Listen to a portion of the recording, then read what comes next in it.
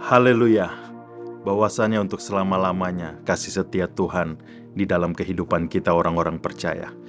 Apa kabar semuanya? Saya berharap kita semua dalam keadaan baik. Apabila kita sedang mengalami satu hal yang berat hari-hari ini, tetaplah berharap kepada Tuhan. Dalam Yesus ada jawaban. Kita akan mendengarkan renungan bersama Yesus kuatku. Kita berdoa. Bapa dalam sorga, di dalam nama Tuhan Yesus Kristus, terima kasih untuk hari yang baru yang Tuhan beri bagi kami. Saat ini kami akan mendengarkan renungan firman-Mu. Beri kami kekuatan, penghiburan, damai sejahtera, sukacita. Beri kami pengertian akan firman-Mu sehingga firman-Mu menjadi rehma di dalam kehidupan kami, dan kami boleh menjadi pelaku-pelaku firman-Mu. Ini yang menjadi doa dan permohonan kami dalam nama Tuhan Yesus Kristus. Haleluya. Amin. Hari ini tema Yesus kuatku diambil dari ayat pokok Kolose 2 ayat 7, yaitu bertema tentang berakar dan bertumbuh. Sama-sama kita buka di dalam firman Tuhan di dalam Kolose 2 ayat 7. Firman Tuhan katakan, "Hendaklah kamu berakar di dalam Dia dan dibangun di atas Dia. Hendaklah kamu bertambah teguh dalam iman yang telah diajarkan kepadamu, dan hendaklah hatimu melimpah dengan syukur." Kalau kita melihat kenapa ayat ini ditulis, memiliki latar belakang bahwa di Kolose ada guru-guru yang mengajarkan ajaran palsu. Ajaran-ajaran palsu yang diajarkan guru-guru palsu hanya menjauhkan orang dari Kristus. Ajaran palsu yang berbahaya di Kolose terdapat di dalam Kolose 2 ayat 16 sampai 23. Saya bacakan buat kita semua. Ayat 16 katakan, "Karena itu janganlah kamu biarkan orang menghukum kamu mengenai makanan dan minuman, atau mengenai hari raya, bulan baru, ataupun hari Sabat. Semuanya ini hanyalah bayangan dari apa yang harus datang, sedang wujudnya ialah Kristus. Janganlah kamu biarkan kemenanganmu digagalkan oleh orang yang pura-pura merendahkan diri dan beribadah kepada malaikat, serta berkanjang pada penglihatan-penglihatan dan tanpa alasan membesar-besarkan diri oleh pikirannya yang duniawi." Ayat 19 katakan, "Sedang ia tidak berpegang teguh kepada kepala, dari mana seluruh tubuh yang ditunjang dan diikat menjadi satu oleh urat-urat dan sendi-sendi menerima pertumbuhan ilahinya. Apabila kamu telah mati bersama-sama dengan Kristus dan bebas dari roh-roh dunia, mengapakah kamu menaklukkan dirimu pada rupa-rupa peraturan seolah-olah kamu masih hidup di dunia? Jangan jama ini, jangan kecap itu, jangan sentuh ini. Semuanya itu hanya mengenai barang yang binasa oleh pemakaian dan hanya menurut perintah-perintah dan ajaran-ajaran manusia."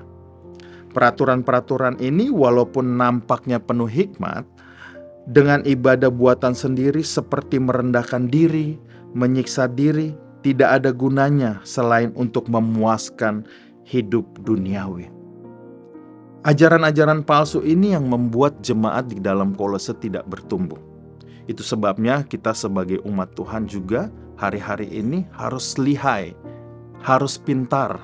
Kalau kita mendengar firman Tuhan, di dalam firman Tuhan tidak tertulis hanya berdasarkan pikiran manusia, kita harus hati-hati.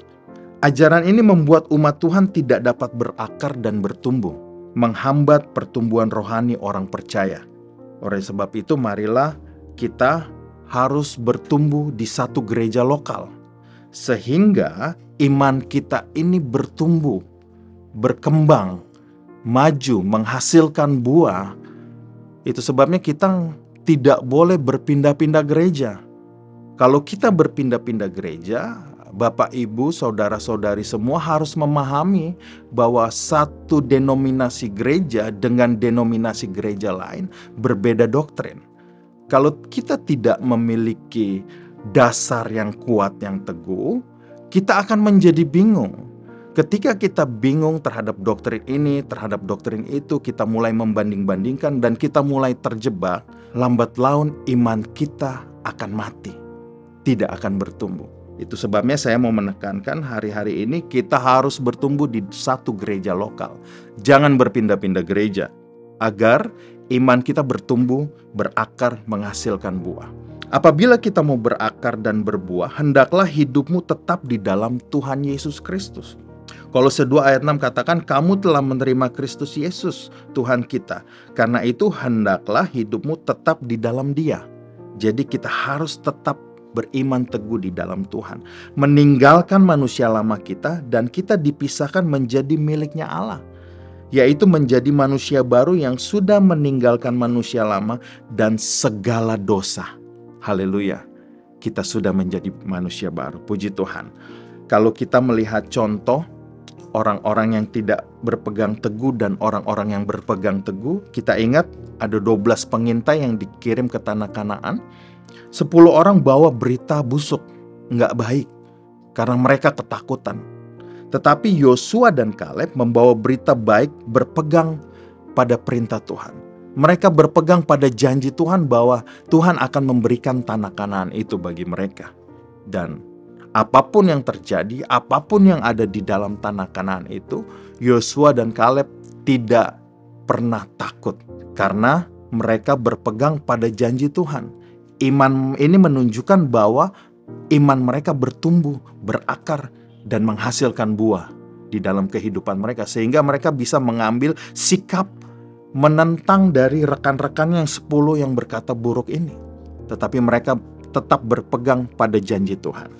Apabila tidak berbuah, akan dipotong dan dibuang ke api. Matius 7 ayat 15-23 katakan, waspadalah terhadap nabi-nabi palsu yang datang kepadamu dengan menyamar seperti domba, tetapi sesungguhnya mereka adalah serigala yang buas. Dari buahnya lah kamu akan mengenal mereka. Dapatkah orang memetik buah anggur dari semak duri atau buah ara dari rumput duri?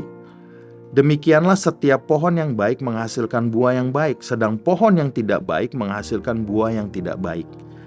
Tidak mungkin pohon yang baik itu menghasilkan buah yang tidak baik, ataupun pohon yang tidak baik itu menghasilkan buah yang baik. Dan setiap pohon yang tidak menghasilkan buah yang baik pasti ditebang dan dibuang ke dalam api. Jadi dari buahnya lah kamu akan mengenal mereka. Bukan setiap orang yang berseru kepadaku Tuhan, Tuhan akan masuk ke dalam kerajaan sorga, melainkan dia yang melakukan kehendak Bapakku di sorga. Ayat 22 katakan, pada hari terakhir banyak orang akan berseru kepadaku, Tuhan, Tuhan, bukankah kami bernubuat demi namamu dan mengusir setan demi namamu dan mengadakan banyak mujizat demi namamu juga?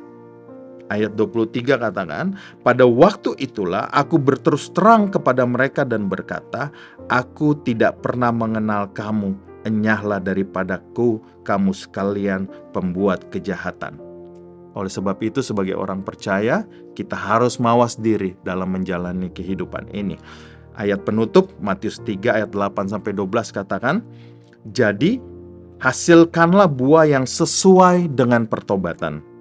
Dan janganlah mengira bahwa kamu dapat berkata dalam hatimu, Abraham adalah bapa kami, karena aku berkata kepadamu, Allah dapat menjadikan anak-anak bagi Abraham dari batu-batu ini. Kapak sudah tersedia pada akar pohon, dan setiap pohon yang tidak menghasilkan buah yang baik pasti ditebang dan dibuang ke dalam api. Aku membaptis kamu dengan air sebagai tanda pertobatan, tetapi ia yang datang kemudian daripadaku lebih berkuasa daripadaku, dan aku tidak layak melepaskan kasutnya. Ia akan membaptis kamu dengan Roh Kudus dan dengan api. Alat penampi sudah di tangannya. Ia akan membersihkan tempat pengirikannya dan mengumpulkan gandumnya ke dalam lumbung. Tetapi debu jerami itu akan dibakarnya dalam api yang tidak terpadamkan. Tuhan menolong kita semua, Tuhan memampukan kita semua. Hari-hari ini kita harus bijak, harus waspada terhadap ajaran-ajaran palsu. Oleh sebab itu, kita harus selalu merenungkan, membaca firman Tuhan setiap hari, agar kita tidak tersesat. Firman Tuhan katakan, umatku binasa karena kurang pengenalan akan firman Tuhan. Mari kita berdoa. Bapa dalam sorga, di dalam nama Tuhan Yesus Kristus, terima kasih untuk firman yang datang kepada kami. pada hari ini yang menguatkan kami, yang membuat iman kami semakin bertumbuh, membuat iman kami semakin maju di dalam Engkau, berakar Tuhan, sehingga kami menjadi orang percaya yang berakar dan bertumbuh di dalam kebenaran firman-Mu dan menghasilkan buah yang berlimpah. Tolong kami sepanjang hari ini untuk melakukan aktivitas kami. Berkatilah seluruh kehidupan umat-Mu yang mengandalkan Engkau ya Tuhan. Apapun yang mereka kerjakan dan perbuat, Tuhan berkati dengan berkat-berkat yang melimpah daripada Allah. Senantiasa Tuhan menjaga, melindungi umat-Mu dimanapun mereka berada. Inilah yang menjadi doa dan permohonan kami Tuhan. Kami peralaskan permohonkan doa ini hanya di dalam nama Tuhan Yesus Kristus. Haleluya. Amin. Bersama Yesus, aku kuat.